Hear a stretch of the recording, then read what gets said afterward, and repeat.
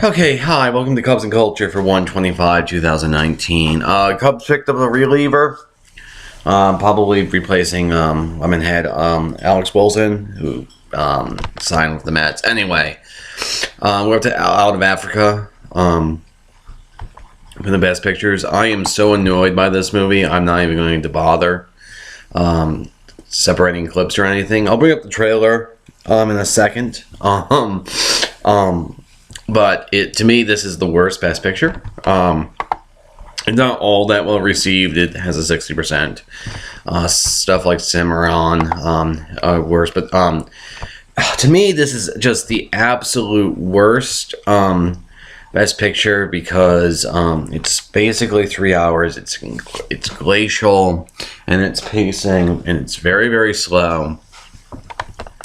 Which would be okay if I didn't hate the fucking characters, because the movie is loosely based off of a real woman who's Danish, and she went to Africa and ran a plantation. And it's a love triangle between her, because she has a marriage convenience, and she meets a white hunter played by Robert Redford, and she has an illicit affair basically with him, and that's what the movie is about. The problem with it is just terribly slow, but there's that, but there's also, like, the movie uses the African setting and the colonial aspects of the movie as mere color for a pretty tepid love triangle. And so the movie ends up just being insipid and silly and everything like that. And it ends up using... So it's really just bothersome, and it's hard to watch because it's like watching the most vapid love triangle of colonizers. And the African setting is mere color, definitely intended. And there's just really nothing to the film outside of that. And it's just bad. So anyway, let me bring up the trailer in a second. And everything like that. Oh, stupid advertisement. That's why we designed savings and checking accounts with no fees or minimums. This is banking. What's in your wallet? Okay, so the only thing in the movie that is somewhat really good is the cinematography. And I'm going to end up giving this... I'm not even going to bother with, like, the freaking beginning and end, because this movie annoyed me so much. Give me a second. Stupid cat. Ophelia, get down!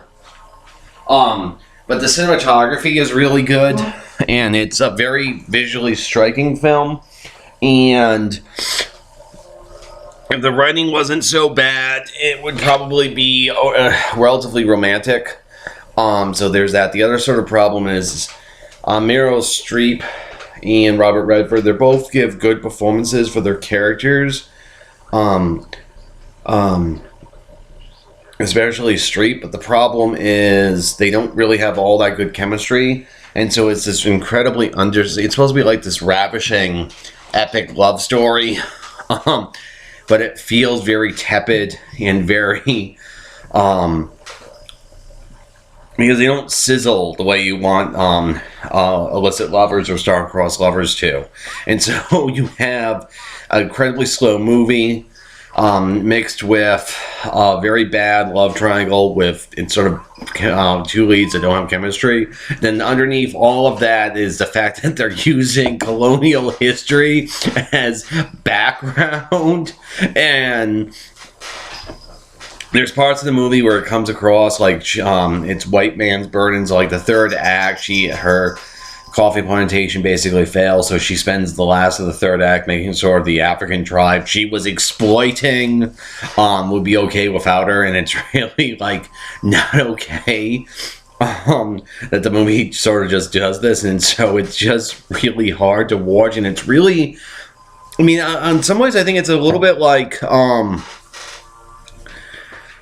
Going with the Wind, in that it's excuse me, sort of incidentally pro-colonial, because it's so much about the white characters that they don't care about sort of like the colonialization and the injustice of them exploiting the African continent and everything like that.